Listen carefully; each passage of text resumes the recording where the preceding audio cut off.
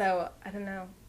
That's what I would ask for. I think that's great. I think that's a good answer. At times, it would go for so long without touching on plot or narrative or character or anything that we think of when we think of novel or short story or fiction. And it would be so much about language and word and connotation and everything that a poem relies on. And I think that that's my favorite fiction to read, and certainly my favorite fiction to write, but I haven't figured out how to do it yet. Right. But I'm working on it, yeah.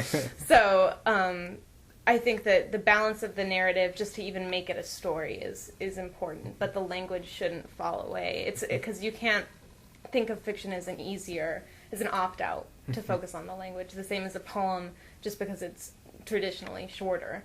When you sit down, no, I think it's that's not an opt-out either. I think that's a good answer, and yeah, it's sort of.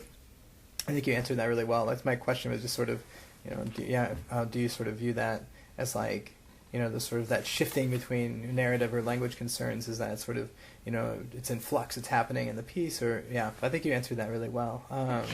Let's see.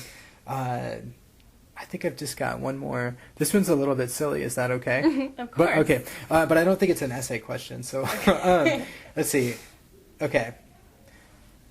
You are in an inescapable prison, and you are about to be put to death the following morning. The prison librarian will bring you any material that you want. The prison has everything that has ever been published in their library. What do you ask for? That's not an essay. That's really hard. Oddly enough, the thing that came to my head was where the sidewalk ends. And I don't know why.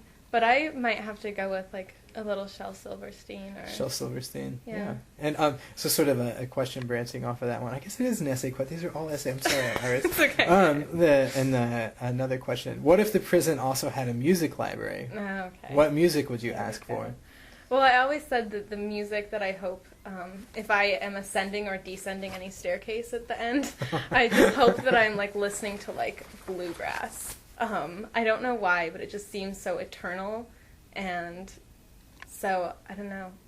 That's what I would ask for. I think that's great. I think that's a good answer. Let's see. What was that? I think there's maybe one more question. Shel Silverstein, that's my answer. That's okay. Well, you can have more than one. Do you want more than one? You've got like 8 hours, so I think it's a good choice. Let's see. What was it?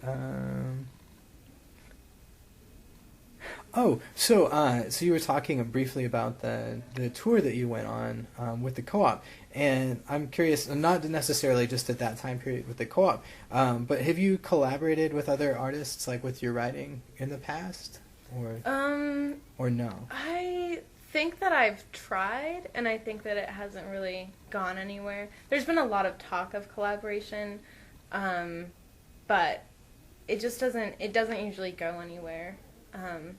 Be my answer.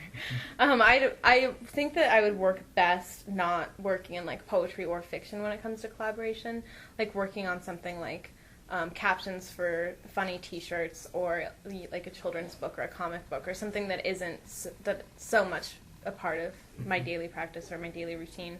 Is probably the only way that I could collaborate with any sense of joy or politeness.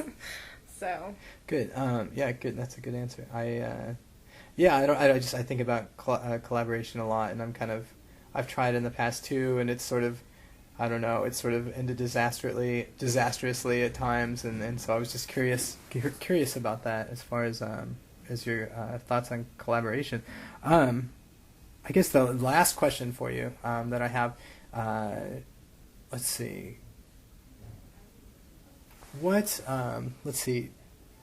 Are there any sort of journals that you would like to sort of recommend to people who might be listening to this particular broadcast? I think it's so important to kind of support like literary journals, so that people kind of read them and get exposed to different kinds of writing. So I'm just curious, maybe even if it's something that you read a lot in Utah that maybe people haven't read a lot here, or just particular journals that you really enjoy, are there any you could recommend? I would say that that's what I read more than novels or poetry, unfortunately, in terms of like a whole collection of someone else's work, is literary journals. So the list could go on and on. Well, yeah, please. No, tell us. Yeah, tell us like some of the ones you like. Well, I really love Tin House, which is a huge, very popular publication that nevertheless still needs people to buy it, because huge in literary magazine publication world isn't necessarily Random House. That's true. And then I really like Jubilat, which is published, I think, from University of Massachusetts Amherst. And then I still am a big fan of Black Warrior Review. It's always been one of my favorites ever since I found it, which is from the University of Alabama. Mm-hmm. And then I have recently started basing what I read on how cool the name is. And so there's some journals with some great names. Yeah. I really, really like the magazines for the names. Cake Train and then Makeout Creek are two of my new favorites. And then two online publications I think worth checking out are LMA. And I think it's LMA.com, ELIMAE. I think that's right. Yeah. And then Lafovea, which is LAFOVEA.com. Okay. So great. Well, thank you so much, Iris, for letting me interview you, and have a great day. Thank you.